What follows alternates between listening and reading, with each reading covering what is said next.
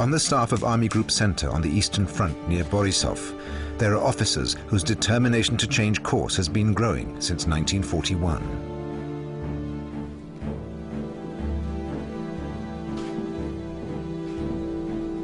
"40-year-old Colonel Henning von Tresckow comes from a Prussian military family. He enlisted at 16 and was a lieutenant in the First World War. He was a member of an elite unit, the 9th Potsdam Infantry Regiment, and he's highly respected by his fellow officers. He was that kind of person. The minute he came into a room, he became the center of attention. Not because of what he said or because he was elegantly dressed or anything like that, but because of his manner, his clarity of expression, his analytical mind. When he assessed a situation and gave his opinion, it was a pleasure, linguistically and in its content. A well-rounded personality, highly educated and highly intelligent. He was really very fascinating. Behind closed doors, Tresckow speaks frankly to his fellow officers. From the initial vague ideas about removing Hitler, a sophisticated plan emerges.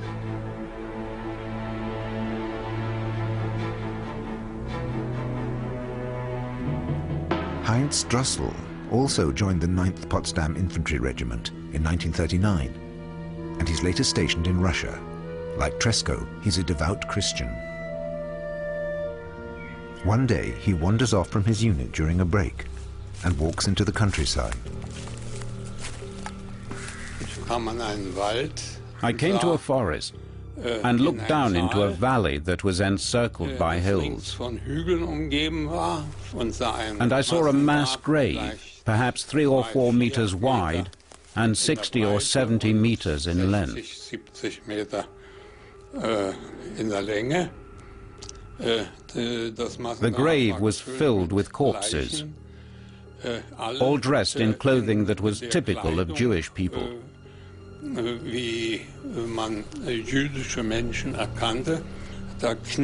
More of them were kneeling, and behind them were soldiers in German uniforms with pistols or submachine guns in their hands. Directly below me, a little boy was standing. I would estimate him to be about 6 years old. He kept reaching for the person kneeling to his right, and the soldier, standing behind him, kept hitting his arm down rather brutally. Der Soldat hinter ihm schlug ihm immer den Arm ziemlich brutal herunter. When the boy reached to the right again, the man took his gun, shot the child in the back of the head, and kicked him into the grave. Gab dem Kind einen Genickschuss und stieß ihn mit dem Fuß in das Grab hinein. It was a turning point. The Nazi regime had forfeited any claim to his allegiance. Heinz Strussel doesn't see Russians and Ukrainians as the enemy, but as warm-hearted people, an experience shared by many other German soldiers. Not long after, Heinz Strussel is escorting a captured Red Army commissar to the rear. According to the commissar order, he will be shot in violation of international law.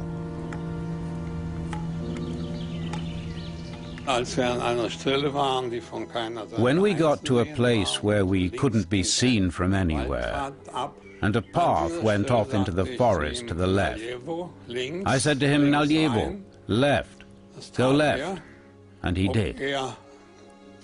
Was he, I thought about this a lot later, was he thinking, now's the moment when you're going to be killed?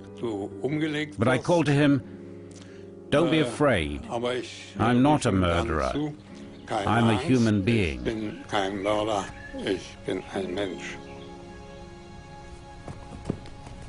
Tiny acts of resistance, carelessness, misunderstanding orders, or ignoring them. And for a handful of officers on the Eastern Front, resistance means full-scale conspiracy, with all its consequences. Henning von Tresckow's circle is soon discussing just one topic. How can Adolf Hitler be deposed or removed? But as long as the Wehrmacht is still winning victories, most remain loyal followers against their better judgment. Why are so few prepared to take a stand? The files of the British Secret Service in London.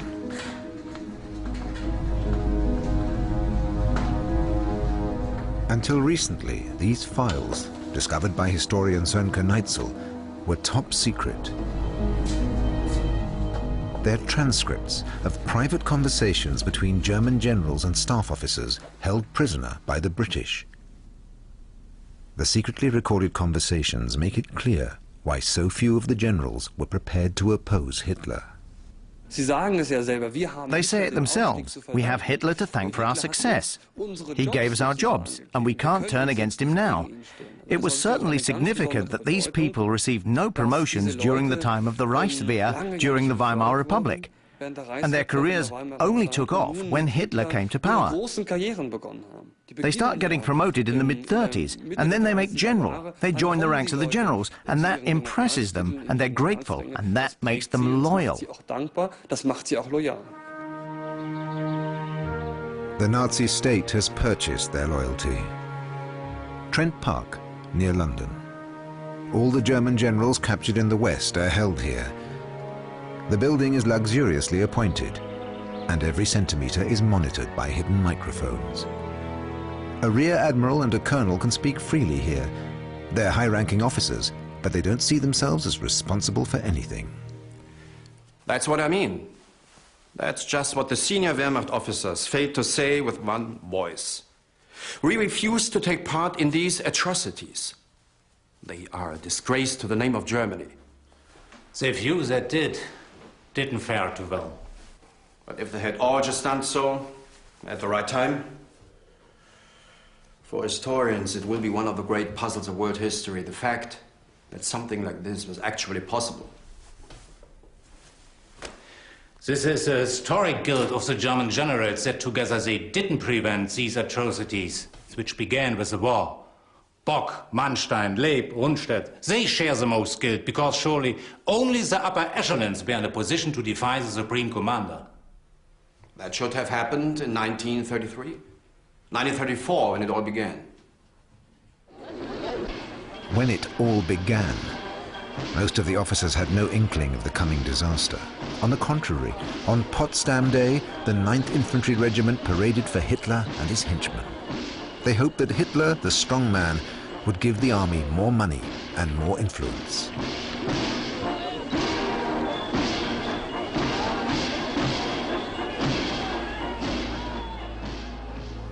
Even Henning von Treschow at first welcomed Hitler's takeover. Many senior officers like him were carried away with enthusiasm for a new beginning. Only later do they realize that Hitler is capable of anything. The prisoners in Trent Park speak quite openly about this.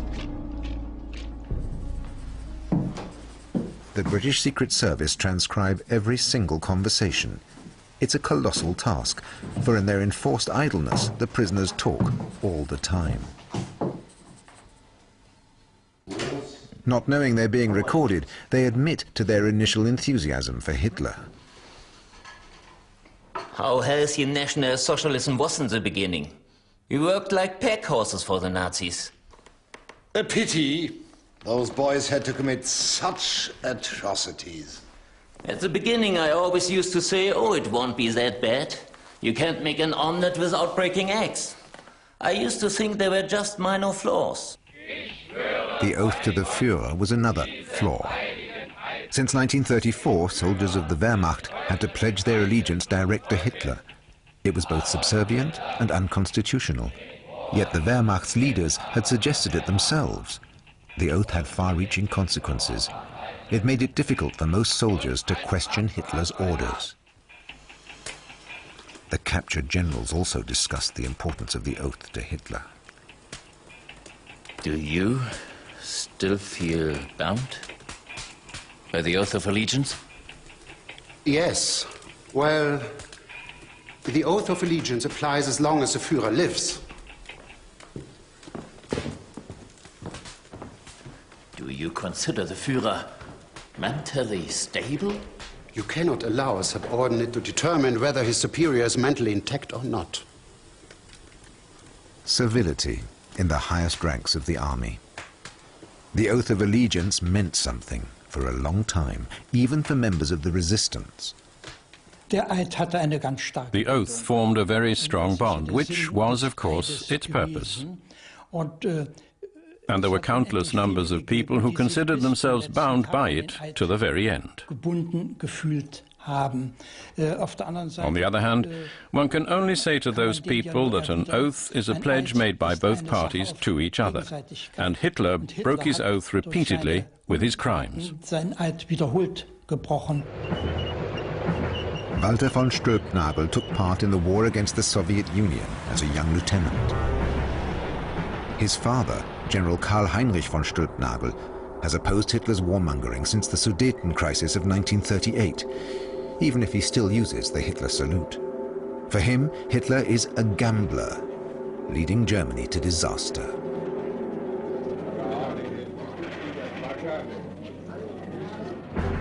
In the summer of 1941, General von Stülpnagel faces a decision.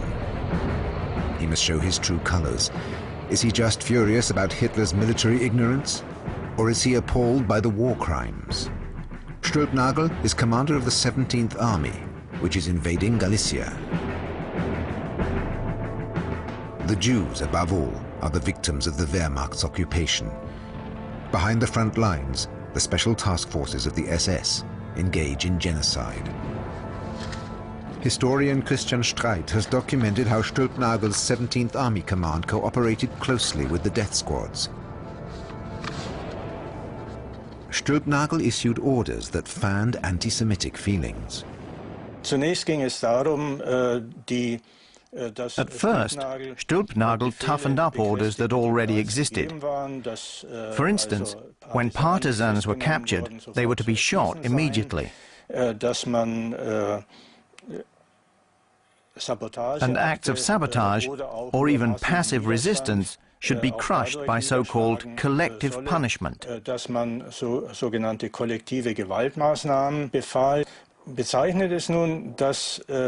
But significantly, Stülpnagel directed this order particularly at the Jewish population.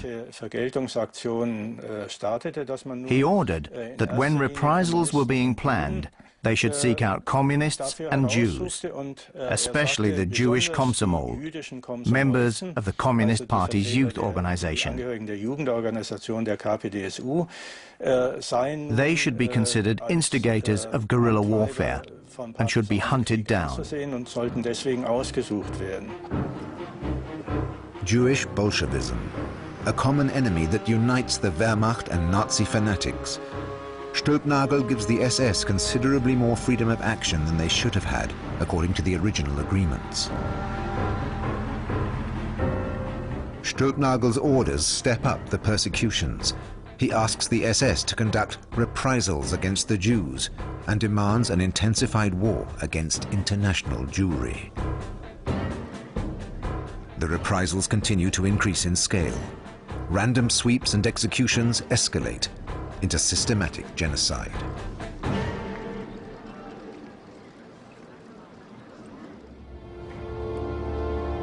But at the beginning of October 1941, Stülpnagel takes sick leave. He considers Hitler's assessments of the military situation to be completely unrealistic. He sees his soldiers being sent to their deaths without reason. Stülpnagel is replaced as the commander of the 17th Army. There is no written explanation for his decision. My father couldn't come to terms with the entire leadership of the war, and so he had himself relieved from his post, for two reasons. For strategic reasons and for political reasons. Was General von Stülpnagel's conscience troubling him, or was it just a difference of military opinion? He considered the treatment of the Ukrainian people to have been completely wrong. The Ukrainians had greeted German troops as liberators, only to realize that Hitler would treat them in just the same way as he treated the Russians, as subhuman. And that's when my father said, "I don't want to be part of this." Russians and Ukrainians are regarded as subhuman, and especially Jews. Karl-Heinz von Stülpnagel, the general who only a few weeks earlier had stepped up the persecution of the Jews, would soon join the ranks of the resistance.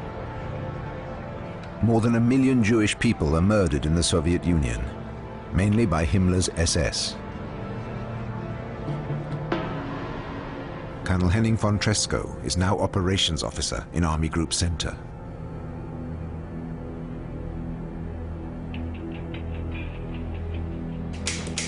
He's responsible for over 1 million soldiers. His strategic planning is meant to contribute to a rapid victory over the Soviet Union. But terrible crimes are committed in his sphere of responsibility. What is Tresckow's attitude at this point in time? Historians cannot agree. Johannes Hürter has discovered documents that prove that Tresckow knew about the murders. Did he try to do anything to prevent them? Could he have done anything?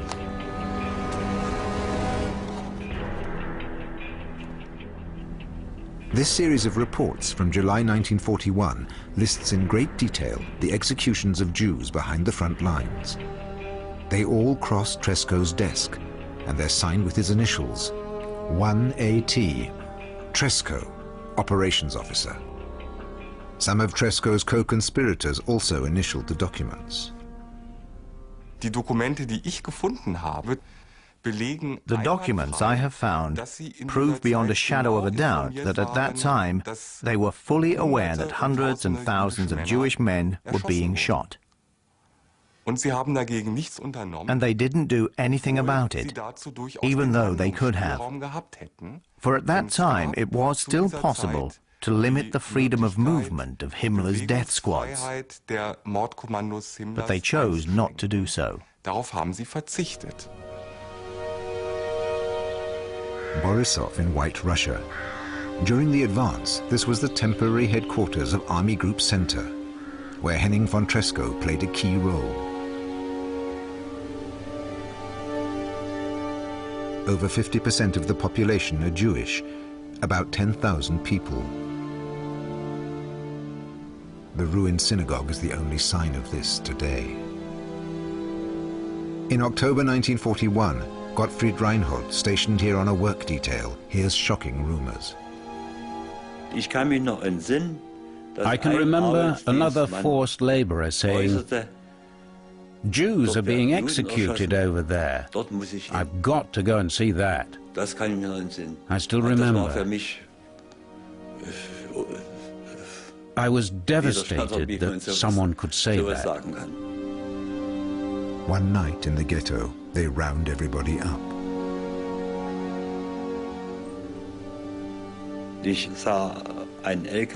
I saw a truck with elderly people climbing into it. Not really complaining, you could say. They must have guessed what was coming. And they were all driven there to some square or other. And they were all shot. Hardly anyone from the ghetto survived. Only little Yuri Sakharievich managed to hide.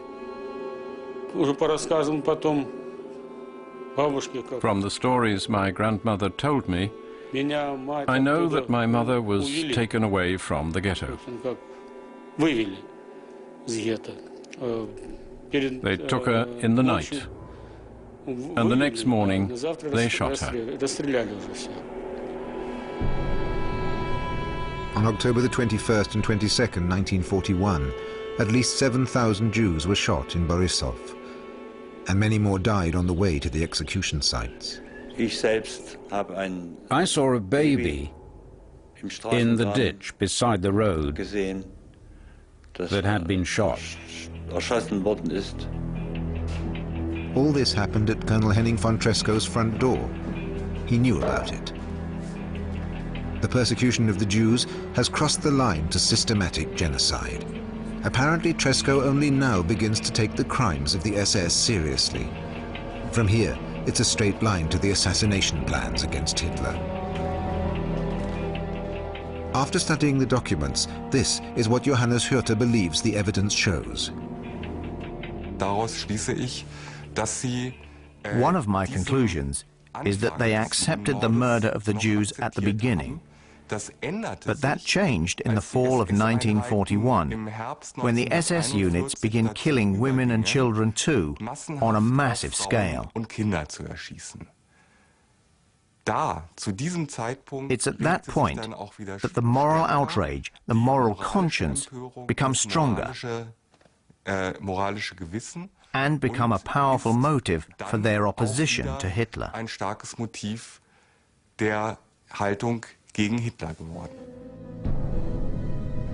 Others judge Tresco's behavior less critically. Historian Johannes Tuchel is head of the memorial to the German resistance. His job includes researching the military resistance. He believes too much importance has been placed on the new Tresco documents. This isn't the sequential diary of Henning von Tresco. These are highly speculative items. We have single documents, individual reports on which there is a T. Tresco's initial next to a 1A, the initials of his position. That means he knew something. But please, show me the documents from which you can conclude that he approved of these things, supported them, or did anything more than just know about them. Finally, Tresco and a few of his comrades realize that the executions have taken on a new dimension. The claims that these measures have a military justification no longer hold water. It's simply about the extermination of the Jews. The conspirators have come a long way, from support for Hitler to opposition, and then to resistance. In 1942, Tresco takes a momentous decision. Hitler must be assassinated. He and his co-conspirators first attempt to win the support of the field marshals.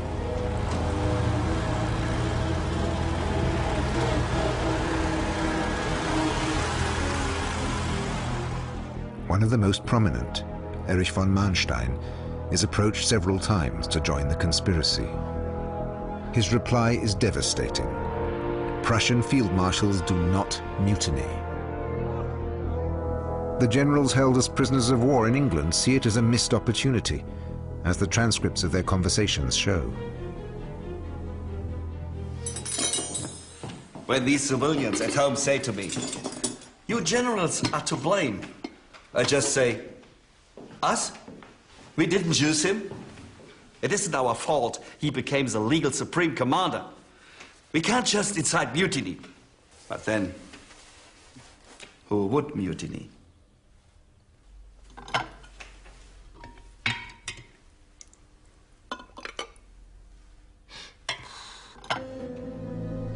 Only one active field marshal will listen.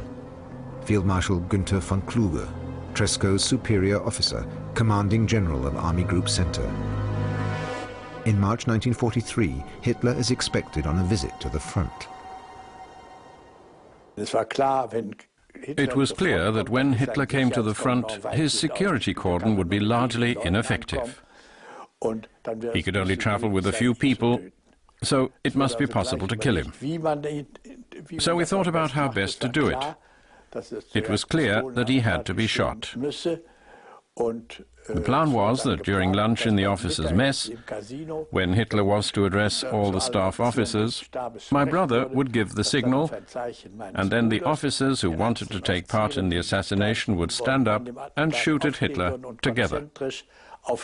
I'd kept Kluge informed. He'd agreed, even though it was dangerous for him, of course, because he would be sitting directly next to Hitler. 24-year-old Philipp von Boeselager, seen here on the right, is one of the chosen assassins. However, one's conscience alone doesn't always provide the whole answer.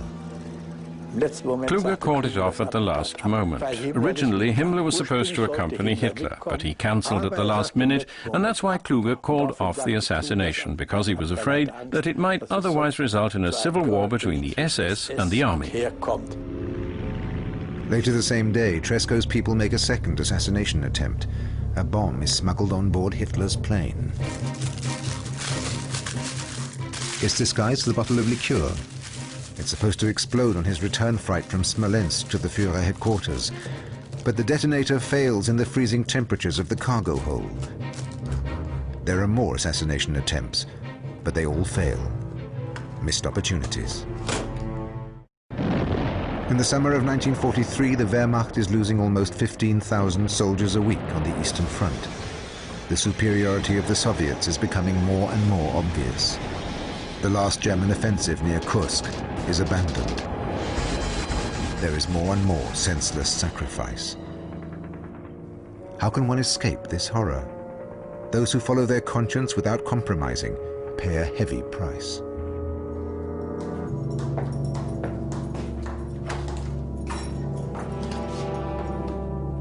Heinz Drossel sees what happens to a comrade. A young soldier from Vienna, about 20 years old. He had been at the front for 3 days when he went to his ordnance officer, handed in all his weapons, and told him he wasn't going to take part in this war.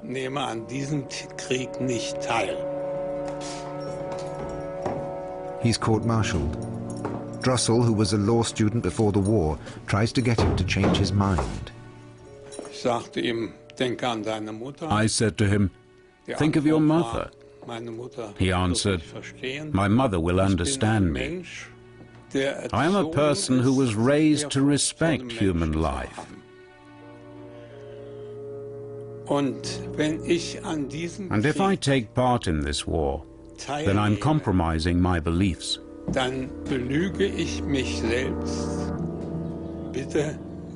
Please tell my mother exactly what happened. Drossel's efforts are in vain.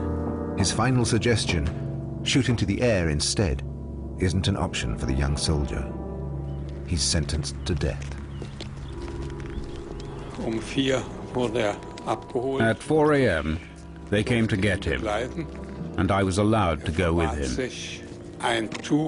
He refused to be blindfolded and said a heartfelt goodbye to me.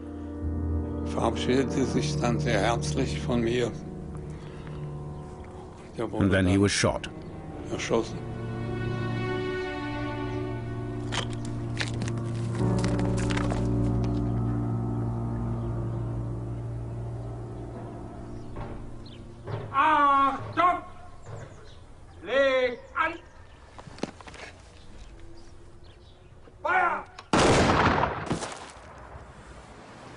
Cases like the Viennese soldier, where men refuse to take up arms, are rare.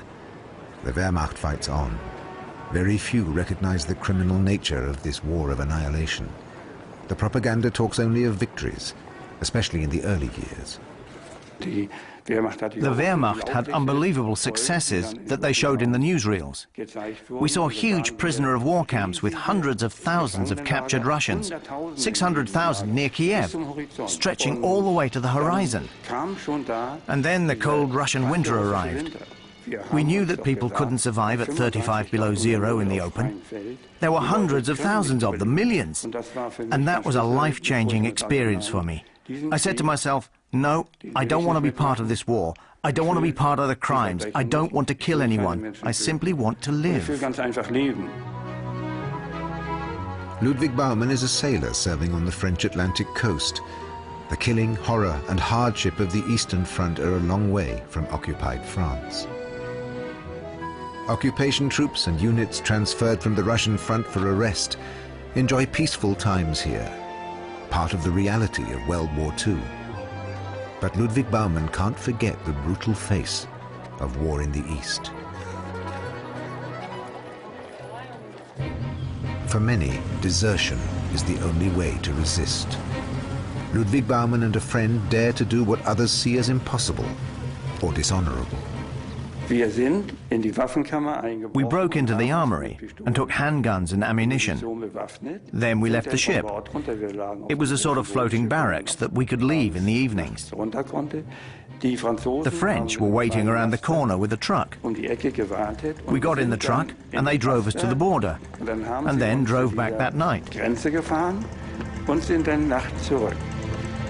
They flee to unoccupied Vichy France. They don't need to use their weapons. But they don't get far. At the frontier, they walk straight into a German border patrol. Ludwig Baumann and his friend are court-martialed for desertion.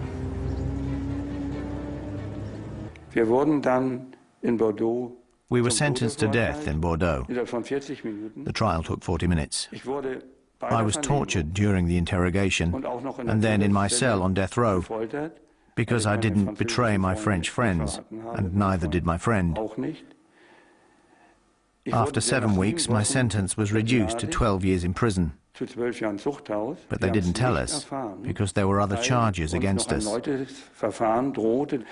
I was on death row for 10 months. My hands and feet were chained night and day. Every morning when the guards changed, I thought, they're coming to get us. And when they passed the cell, I knew I was safe for another day. It was so dreadful that the trauma is still with me today.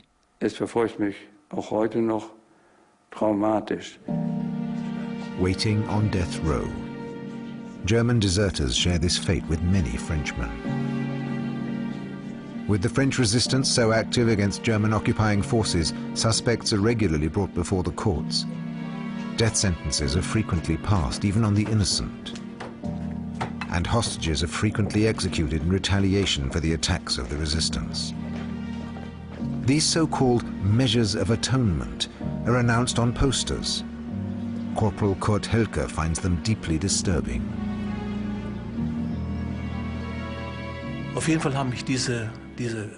In any case, these announcements, or rather the reports of the executions of the French resistance fighters, who were labeled terrorists, troubled me deeply. They made me think about what was happening, whether or not I could square it in my own mind with my own beliefs, if I could condone it.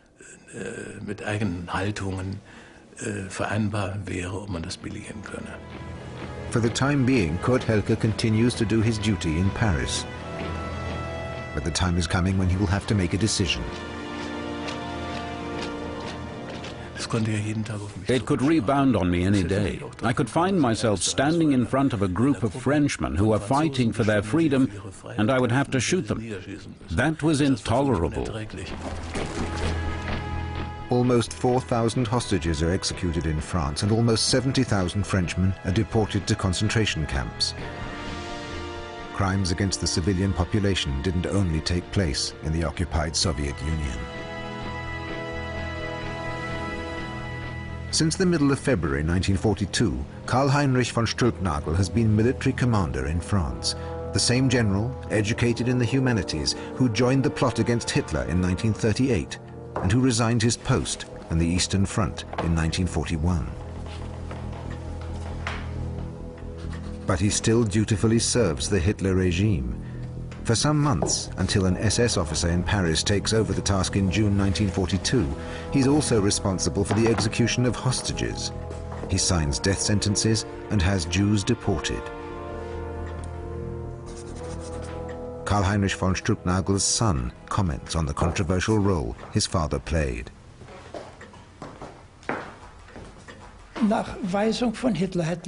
According to Hitler's instructions, 570 hostages should have been shot in those 3 months. Only 177 were shot. Kurt Helke finally makes a definite choice. As a teletype operator at the Navy's Western Command in Paris, he and 2 comrades form a resistance cell. The group has ties to the French resistance. Helke is given pamphlets calling for an end to the war. He distributes them everywhere German soldiers are to be found. We handed them out however we could, in soldiers' barracks and soldiers' cinemas. We left them in vehicles and in parked trucks. If the window was a bit open, we would throw them in. And because the metro was used a lot by the soldiers, we put them in the metro.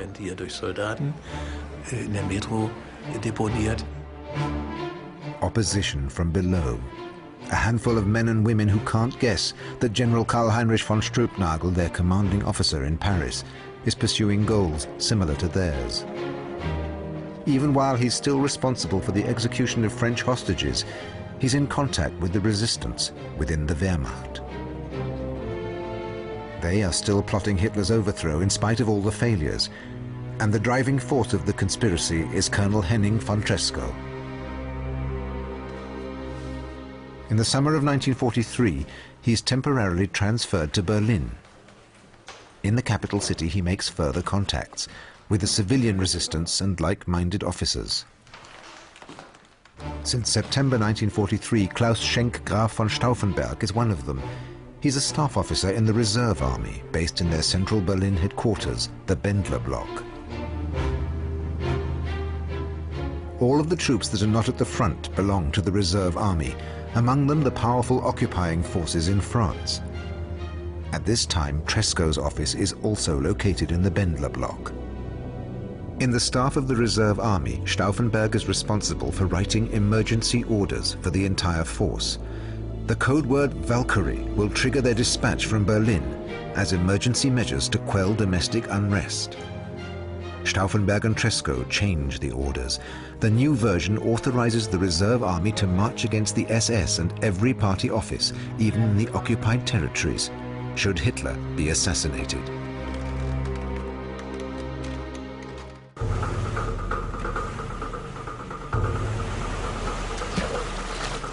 In June 1944, Allied troops land in Normandy.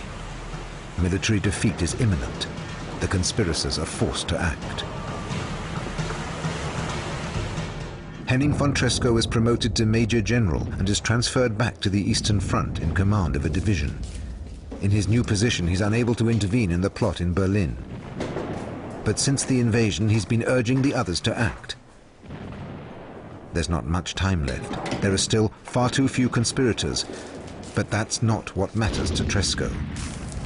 He says, "The assassination must take place, whatever the cost.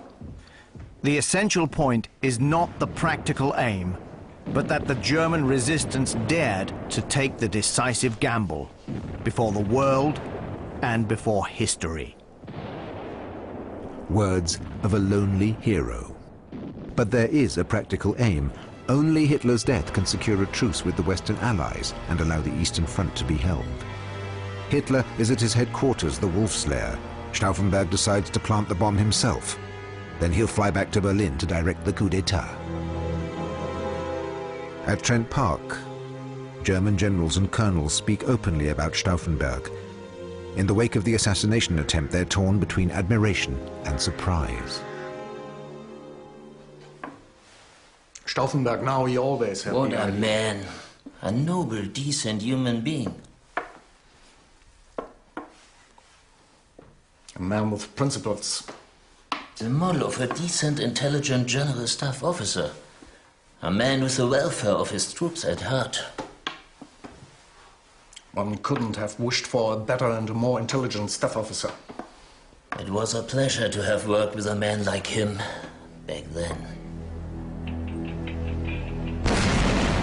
20th of July 1944, Hitler's headquarters, shortly before 1 p.m. Stauffenberg, the would-be assassin, returns to Berlin. From his office in the Bendler Block, he means to issue orders to arrest all of Hitler's main party cronies. 4:30 p.m. The Valkyrie order is dispatched to every office of the Wehrmacht with the following declaration. The Führer, Adolf Hitler, is dead. In this hour of extreme danger, the government of the Reich has imposed a state of emergency in order to maintain law and order. In Paris, General von Struppnagel waits impatiently for news. He's in the know and ready to follow the conspirators. In his area of jurisdiction, he plans to disarm the SS and the rest of Hitler's loyal power base. He's just waiting for the signal to act.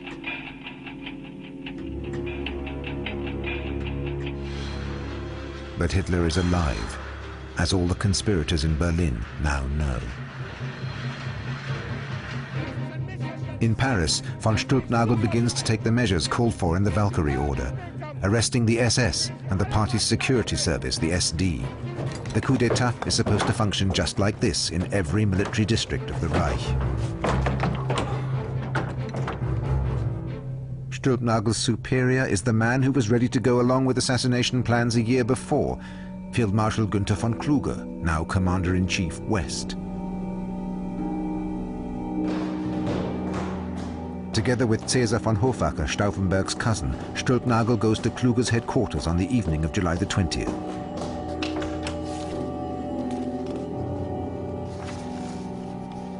If the coup succeeds, at least in Paris, it could be the beginning of the end of the Nazi regime. My father and Hofacker had a meeting with Kluge, who in the meantime knew for sure that Hitler was alive. My father and Hofacker tried to persuade him to join them.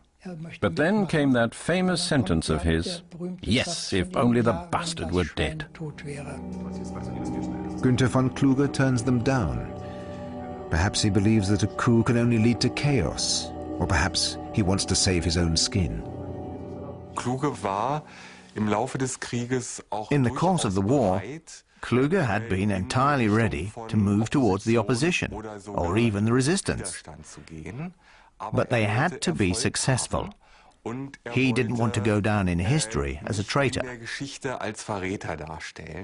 That is a motive among these high-ranking generals that one shouldn't underestimate. It wasn't just Kluge. All the field marshals refused to participate in the resistance when it counted. Together they could have saved millions of lives lost in the final months of the war. There were as many victims in the last 10 months of the war as there had been in the previous 5 years.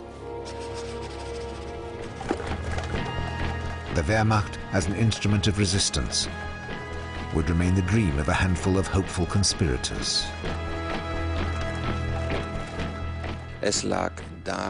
It was because there were too few people opposing Hitler. If you think about the other questions that have been asked, why didn't the Prussian officers do it better? My counter-argument is this: how could they do it better when there were so few of them?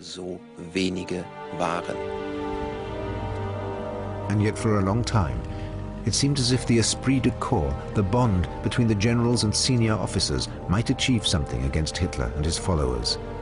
No one betrayed the conspirators, even though very many people were in the know. However, within the Wehrmacht, that loyalty was only enough to guarantee silence, not to act. Some of the officers at Trent Park expressed their surprise at this lack of resolve. Most of the army knew about the 20th of July, you know? No. It was discussed incredibly often. No, I don't believe that. They even consulted the commanders of the individual armies beforehand. The situation of the plotters in Berlin is hopeless. Later in the evening of July the 20th, Stauffenberg and 3 of his co-conspirators are executed at the Bendler block.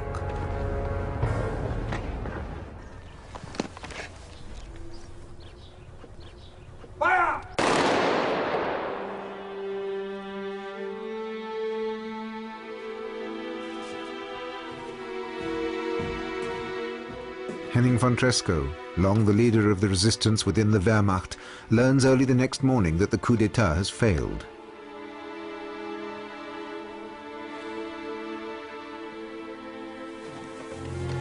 In the papers he left behind, he wrote, I played for high stakes. If you lose a trick like that, you have to take the consequences. Henning von Treschow was no saint, but a child of his times. Above all, he wanted to serve his country, first as a supporter of Hitler, then as his bitter adversary. He was the exception among the generals. Many of them were against Hitler when defeat became inevitable, but few chose active resistance. and only a small number of individuals became conspirators on moral grounds because of the millions of murders. Men like Henning von Trescow, when his conscience forced him to, he put his life on the line. He knew that he had at least made his mark.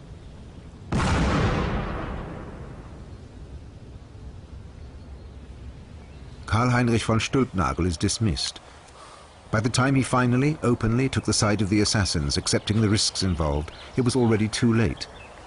Beside the Maas near Verdun, Stülpnagel reaches for his service pistol.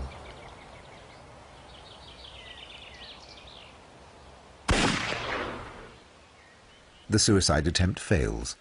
Stülpnagel is blinded.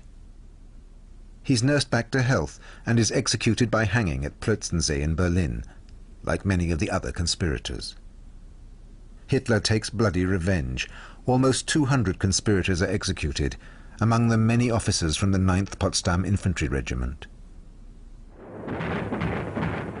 The resistance to Hitler has failed, and those officers who closed their eyes to the crimes of the Nazi regime can do nothing to prevent the final defeat.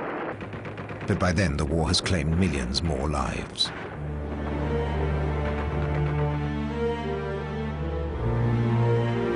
And you can see the final part of Wehrmacht at the same time tomorrow on the History Channel, part of Frontline. Next today, the battlefield detectives investigate how Israel defeated the combined forces of Egypt, Syria and Jordan during the Six-Day War.